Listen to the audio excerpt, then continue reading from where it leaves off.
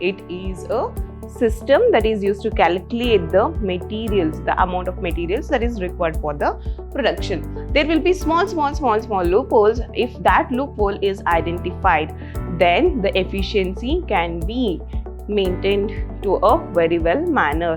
At last, if that product is outdated, then that has to be retired, correct? So that is done through the disposal.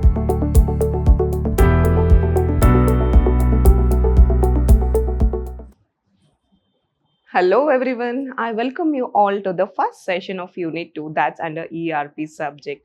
Yes, it is a 5th sem compulsory subject and Unit 2 is all about studying and understanding ERP related technologies.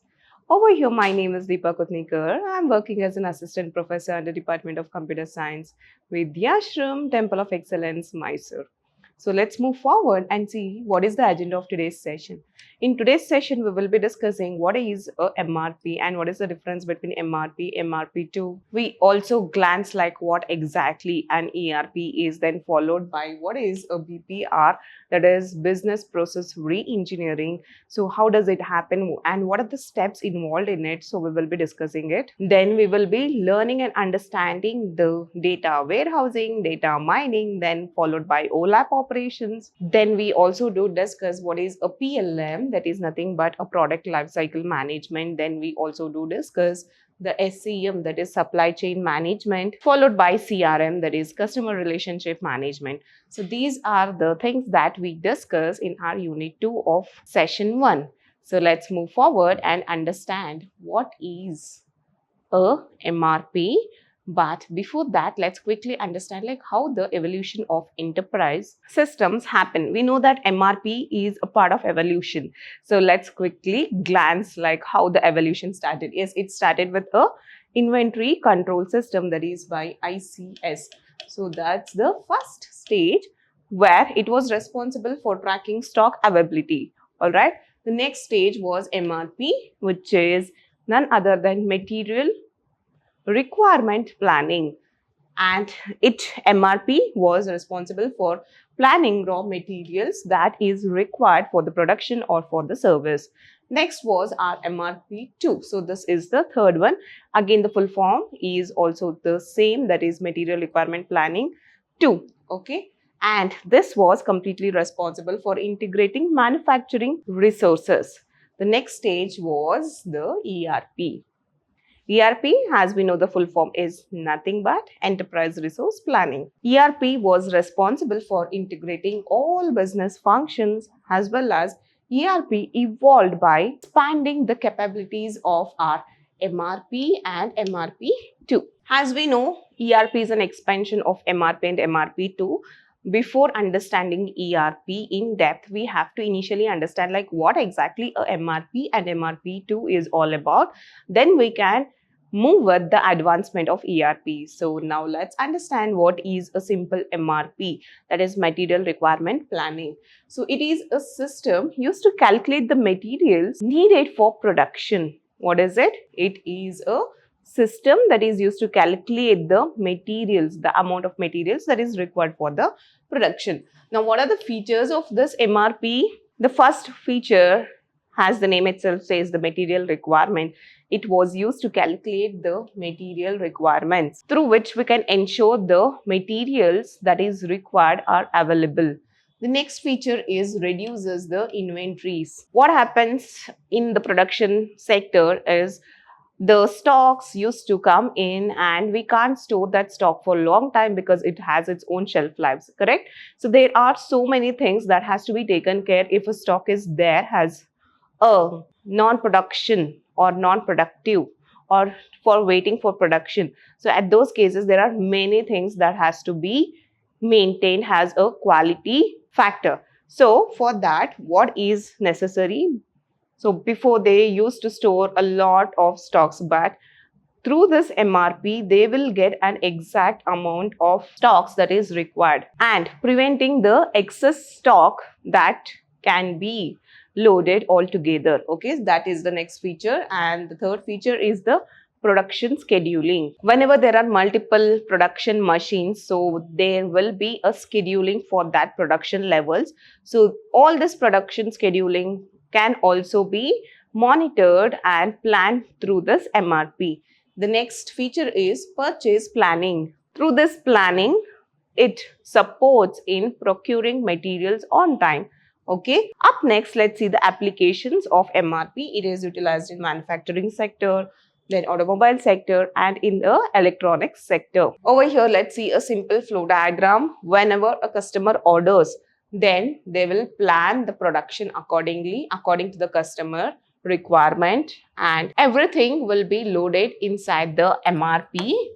And the raw materials planning can also be done in line with the production plan and the customer order. So this is a simple flow of our MRP. So whenever a question is asked in our ERP subject, please have a habit of writing a flow diagram and explaining according to the point, because this flow diagram can make easily understand the complete flow. So it will be easy for you to study the things, as well as it scores well for your total marks.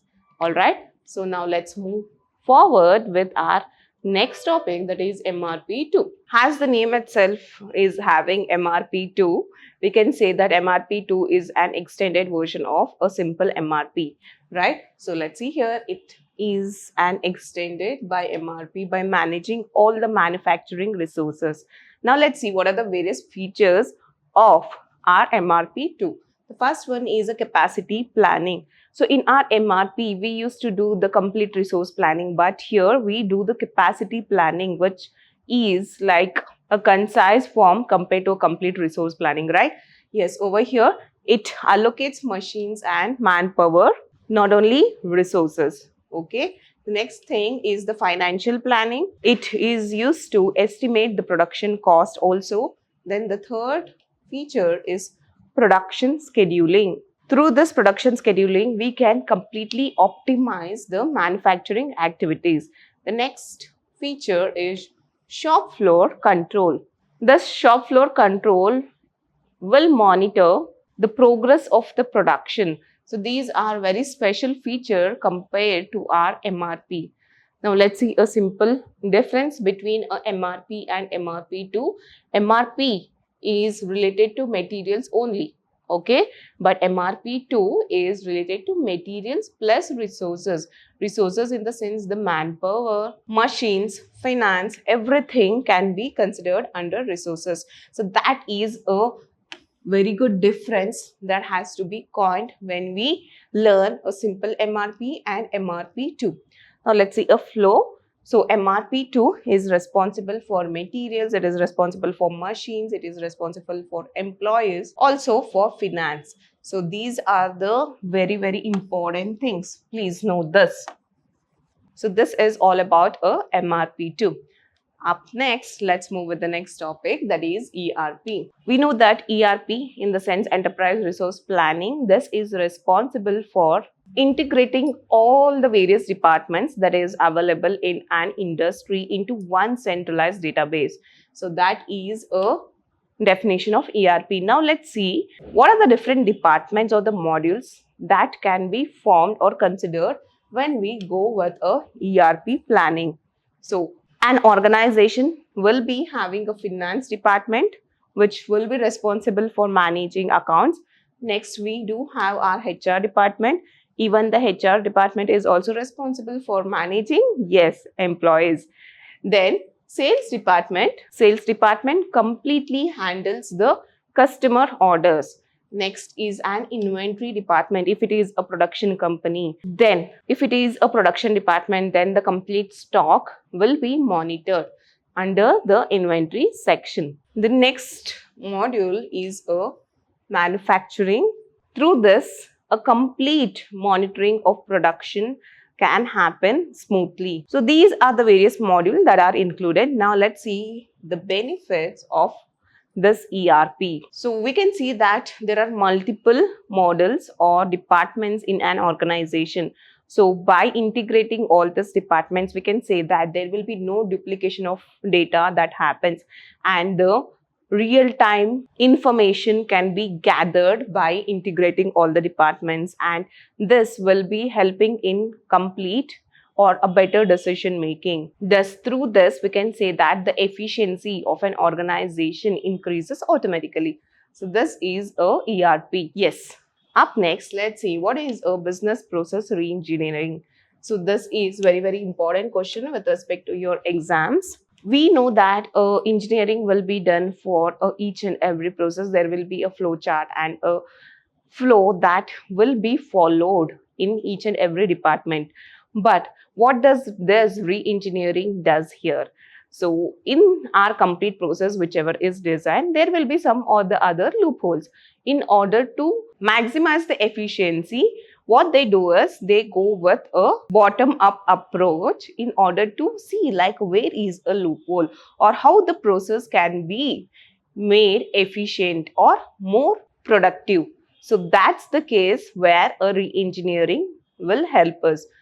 Thus, a BRP is a redesign of business process for significant improvements. Okay, so there will be small loopholes. If that loophole is identified, then the efficiency can be maintained to a very well manner, and indirectly the productivity increases and the profit margin also increases, right? Now let's see what are the objectives of this BPR. The first object is reduces the cost. As it eliminates the unnecessary activities, the cost of the production or the cost of the service will be reduced. The second objective is to improve the quality. It enhances the customer satisfaction. The next objective is increases the speed. The faster business operations can be done by this BPR.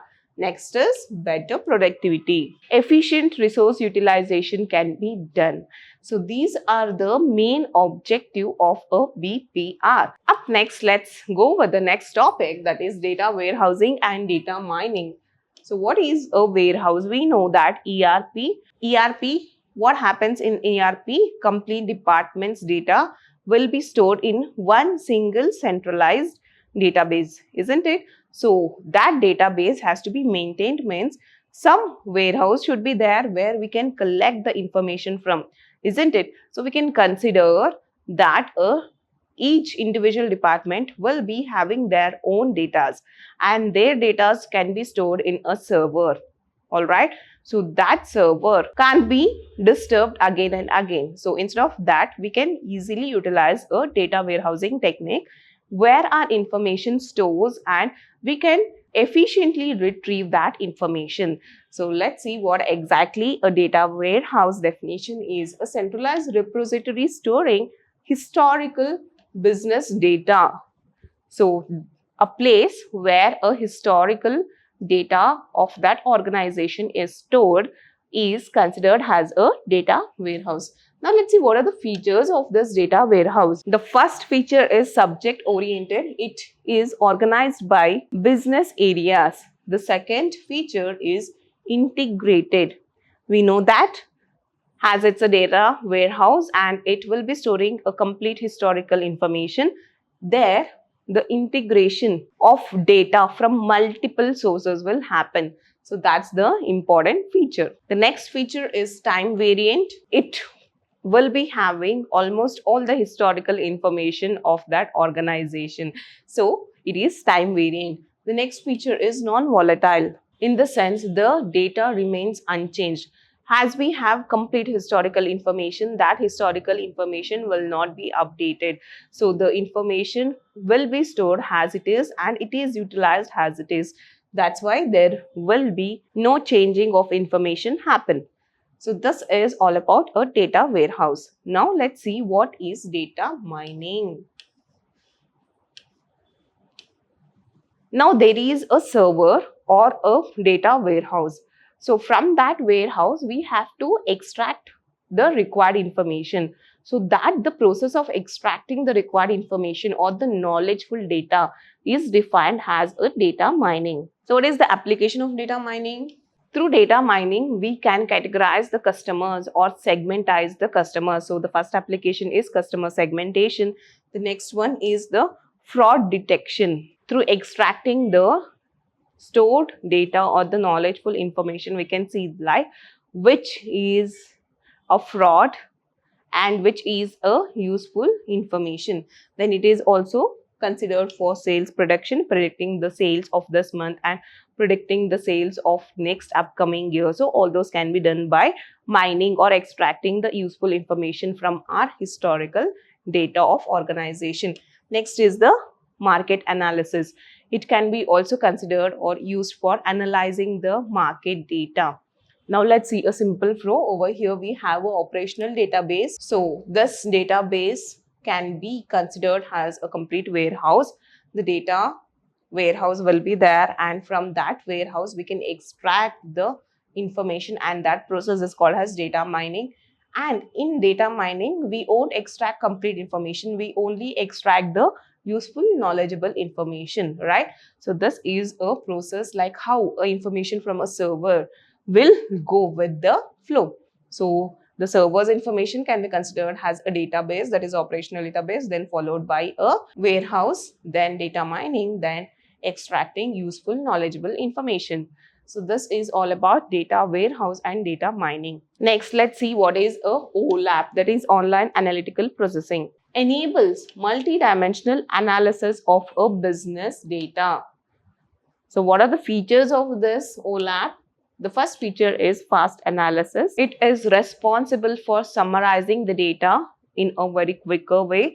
The next feature is multiple dimensions. The time, product, regions can be considered whenever we are dealing with an online operation. Next is a trend analysis. Through this, we can exactly find like what is a current business trend, what is the upcoming business trend and all. The next feature is decision support. It helps the managers in taking a better decision, as a manager will be having a complete information, present information, then they will be also having the historical information of their organization as well as the sales and the production, everything, right? So these things will help in making a better decision. All right, let's move forward with few very important OLAP operations. So the first one is roll up. Roll up, as we know, it will be rolling up, correct? The information will be rolling up. Roll up, it means that summarizing detailed data into a higher level view.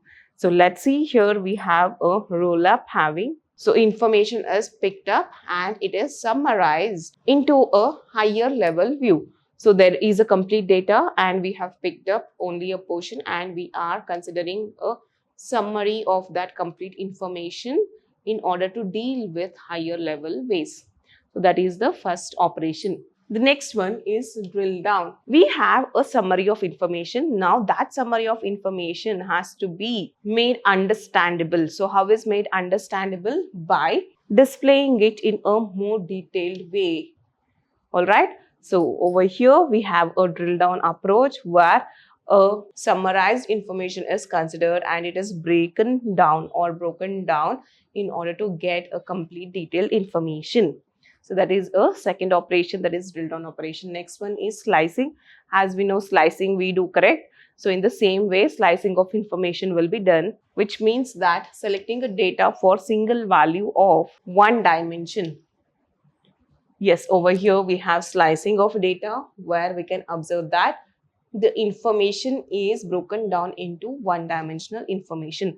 The next operation is a dice. It is responsible for selecting the data from the multiple values across multiple dimensions. Okay, over here we have a dicing operation. So this figure is very, very important. You need to explain the OLAP operations through the images as well. Okay. Next is a pivot. So this is the last operation with respect to the OLAP. It rotates the data view by rearranging the rows and the columns. So over here we can see the rearrangement of rows and columns happen. Yes, correct, right? Our complete information is considered and it is being rearranged accordingly. So the OLAP operations include, the first one is roll up, second one is drill down, next third one is slicing, fourth one is a dice, and fifth one is pivot, where we change our rows and columns. So this is with respect to OLAP operation. The next topic is product lifecycle management. So whenever we are going with centralizing our information, there we have to take account of this life cycle also, right? So the thing is product life cycle. The PLM manages product information from the design to disposal. So the complete life cycle is considered as a product life cycle management. Now let's see what are the stages that are involved. The first stage is a design stage where a creation of product is done. The second stage is a development stage where almost all the engineering activities are carried out. Next, the third stage is a manufacturing stage where the product production happens. The next stage is a sales, in the sense customer delivery happens at this stage, right? The next stage is a service. A product has been delivered to a customer, and if there is any update required, so that will be serviced, and that maintenance support is also provided in that complete life cycle. Next is a disposal. So the product is developed and it has been serviced, maintained, production is done, everything is done, the process is followed, and at last if that product is outdated, then that has to be retired, correct?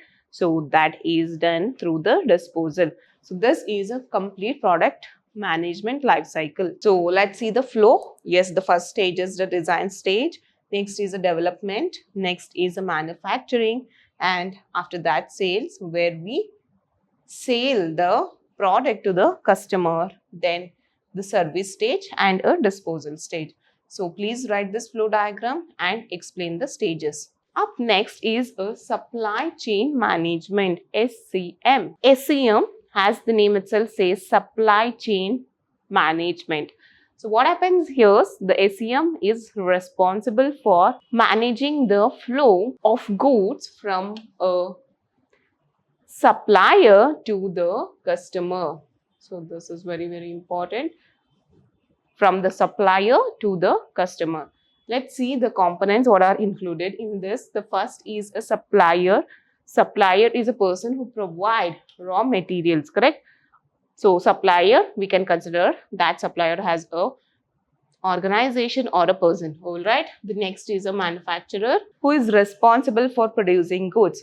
The next is distributor. Distributors are responsible for moving goods or products from one place to another. The next is a retailer who sells products in individual way. Next is a customer who is a final consumer. Alright, now let's see the benefits of this SCM. Benefits includes reduced cost, faster delivery, better inventory management, as well as customer satisfaction. As we verify each and every step happens in a very efficient way, we can say that the complete supply chain management happens hand in hand and there is no gap in between. Great. Let's see the flow. Initially, a supplier will be there, and from there, the product will be provided to the manufacturer, then a distributor who moves the goods, and then the retailer who sells the products to the customers, and customer is a final destination, or we can say that he is a final consumer. Alright, let's move forward with a CRM, that is customer relationship management. The CRM manages customer interactions to improve the business relationships or to improve the business opportunities. So it is considered as a simple CRM. Let's see what are the functionalities of the CRM. The first function is the sales automation, which is responsible for tracking the leads. The second function is marketing, which is also responsible for running various campaigns in order to promote their goods. Next is a customer support. This is very, very important, where various issues raised by customers are solved. Okay. It is used to resolve the customer issues. Next is the analytics, which is considered to understand the customer behavior. These are the various important functions of a customer relationship management. Now let's see like what are the benefits of this. We can achieve the customer retention. We can provide better services to the customers. The sales can be improved or increased, as well as the marketing can be personalized according to our end customers. So these are the benefits of a CRM. Let's see the flow over here. We have customers and a customer relationship management. Through this, a sales support can be provided as well as marketing analysis is also done. Altogether, we can say that the efficiency of the goods or the service can be raised to more extent, isn't it? So these are the very important things, and these are very easy to correct, easy to understand, easy to grasp, isn't it? Great. So this was all about our unit 2. Thank you.